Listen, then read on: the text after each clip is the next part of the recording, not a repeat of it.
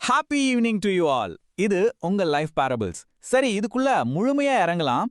நம்ம வாழ்க்கையில தினமும் எத்தனையோ சவால்கள், போராட்டங்கள், ஸ்ட்ரெஸ்னு நிறைய விஷயங்களை சந்திக்கிறோம் இல்லையா?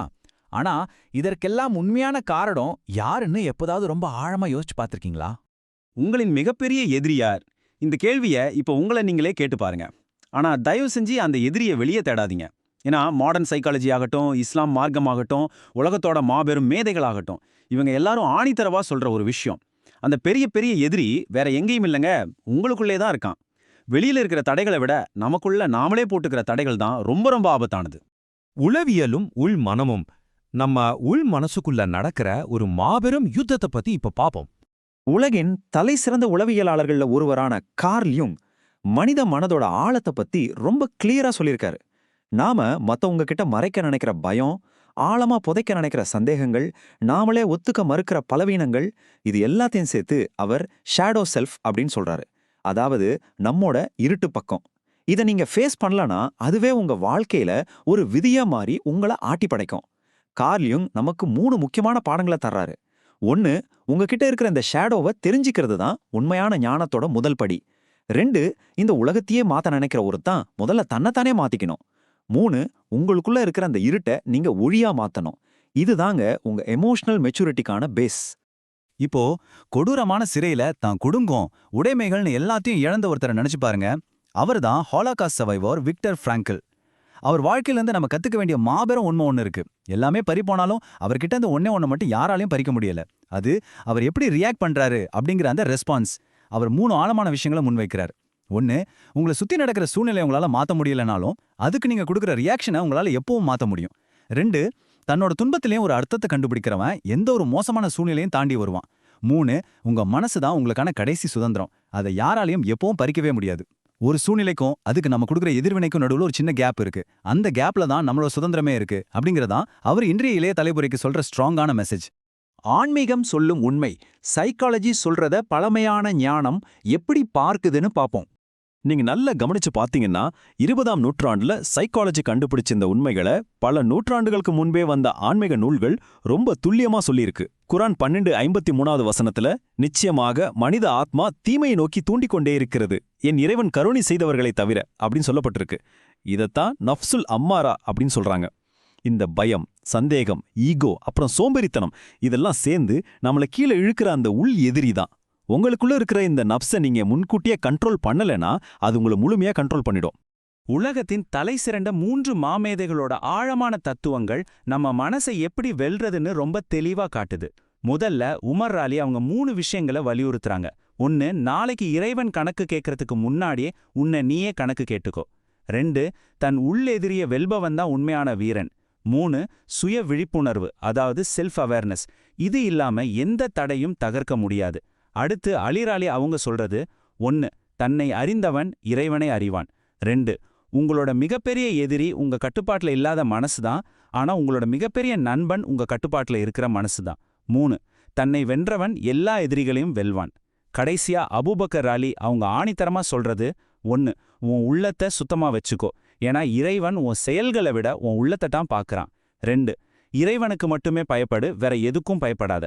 3, இன்னைக்கு உன்னை நீயே திருத்திக்கலையேனா நாளைக்கு உன்னை யார் வந்து திருத்துவாங்க? இதயத்தின் நோய்களும் மருத்துவமும் ஆன்மீக உளவியல் இந்த உள்மன நோய்களை எப்படி குணப்படுத்துதுன்னு பார்க்கலாம். ஆன்மீக உளவியனின் தந்தை அப்படின்னு அழைக்கப்படுற இமாம் கசாலி அவங்க தன்னோட நூல்ல ஒரு 4 விஷயங்களை சொல்றாரு. அகங்காரம், பேராசை, கட்டுப்படுத்த முடியாத கோபம், அப்புறம் சோம்பேறித்தனம். இந்த 4ஐயும் மனித ஆத்மாவோட உள் நோய்கள் அப்படின்னு அவர் சொல்றாரு. ஆச்சரியம் என்னன்னா, கார்ல் யுங் எதை ஷேடோ செல்ஃப்னு சொன்னாரோ அதைத்தான் இமாம் கசாலி அவங்க 4 உள் நோய்கள்னு சொல்றாரு. பாத்தீங்களா, வெவ்வேறு நூற்றாண்டுகள், வெவ்வேறு மொழிகள், ஆனா மனிதனோட மனசை பத்தி சொல்லப்படுற உண்மை ஒண்ணுதான். இமாம் கசாலி அவங்க நமக்கு தரும் 3 பாடங்கள் என்னன்னா, 1, உன்னை நீ அறிவதே இறைவனை அறியும் பாதை. 2, வெளி உலக வெற்றியை விட உனக்குள்ள இருக்கிற இதய நோயை குணப்படுத்துறது தான் ரொம்ப ரொம்ப முக்கியம். 3, தினமோ ராத்திரி உன்னை நீயே பரிசோதிச்சு பார்க்கறது உன்னை ஒவ்வொரு நாளும் சிறந்தவனாக்கும்.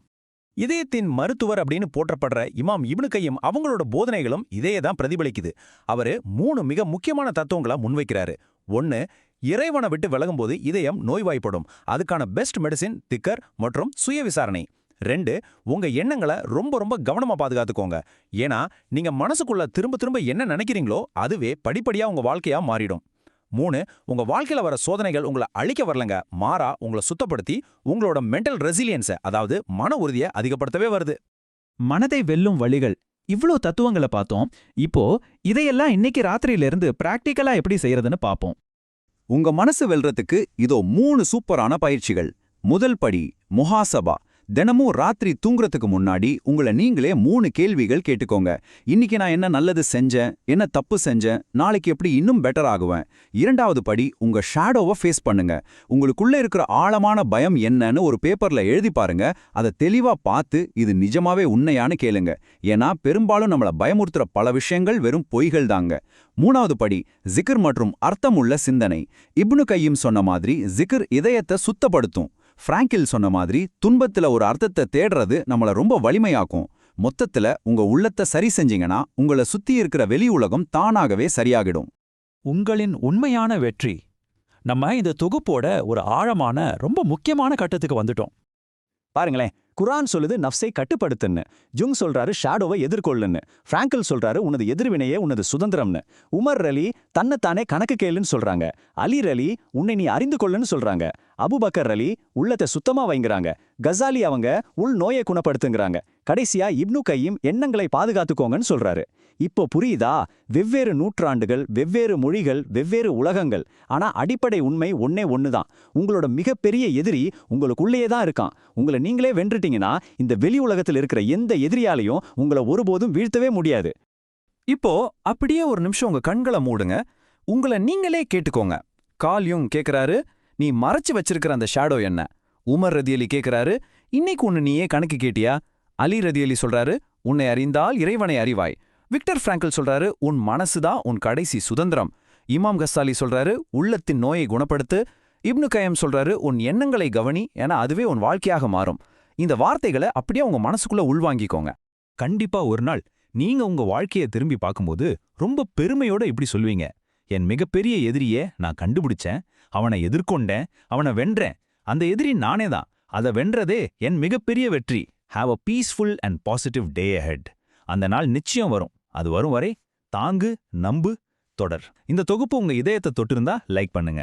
தினமும் மாலை 6 மணிக்கு வர்ற இது போன்ற ஆழமான பாடங்களுக்கு சப்ஸ்கிரைப் செஞ்சு பெல் ஐக்கானை கிளிக் பண்ணிடுங்க. அடுத்த பதிவுல உங்க மனசை எப்படி உண்மையிலே முழுமையா குணப்படுத்துவது அப்படிங்கறத பத்தி பார்க்க போறோம். அந்த பதில் நீங்க வாழ்ற முறையே மாத்த போகுது. மிஸ் பண்ணிடாதீங்க.